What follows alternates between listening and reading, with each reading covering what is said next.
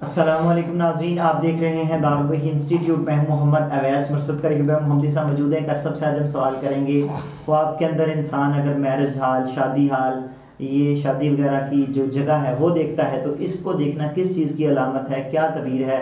آج ہم شیخ صاحب سے پوچھیں گے۔ السلام علیکم۔ وعلیکم السلام ورحمۃ اللہ وبرکاتہ۔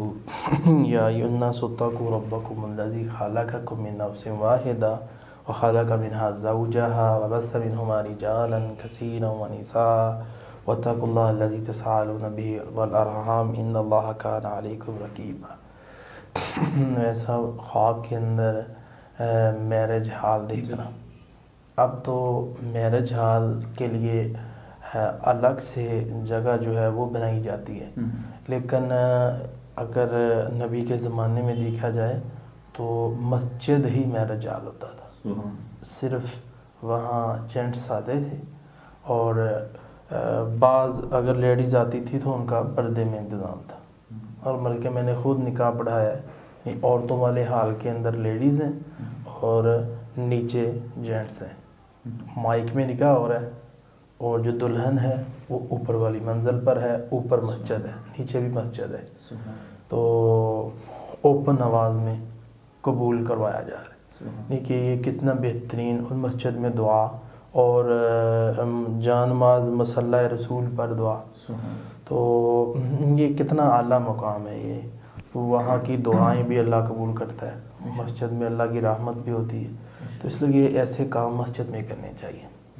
تو بندہ میرج ہال دیکھ رہا ہے، کمارا ہے تو ویسا اب شادی کی طرف اشارہ ہے، شادی شدہ ہے اللہ اولاد دے گا، زندگی کے اندر خوشیاں آنے کی طرف اشارہ ہے، رشتہ داریاں بڑھنے کی طرف اشارہ ہے، معاملات بہتر ہونے کی طرف اشارہ ہے، اور اگر بندہ اوور ایج ہے، بیمار ہے، تو فوت ہونے کی طرف بھی اشارہ ہے۔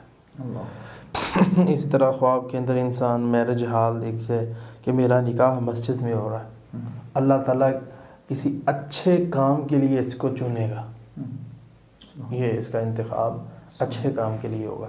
اور اسی طرح خواب کے اندر انسان میرج ہال دیکھتا ہے جو کہ بہت مزین ہے، بہت خوبصورت ہے، تو زندگی میں نئے لوگ آئیں گے اس کے۔ اسی طرح خواب کے اندر انسان جو ہے وہ میرج ہال دیکھتا ہے تو اس کی تعبیر ہوتی ہے کہ یہ جو شخص ہے اللہ تبارک و تعالیٰ اس کو مال و دولت عطا فرمائے۔ جی ناظرین، اگلے پروگرام میں پھر حاضر ہوں گے، ہمیں اجازت دیجیے، اللہ حافظ۔ قد صدقت الرؤيا إنا كذلك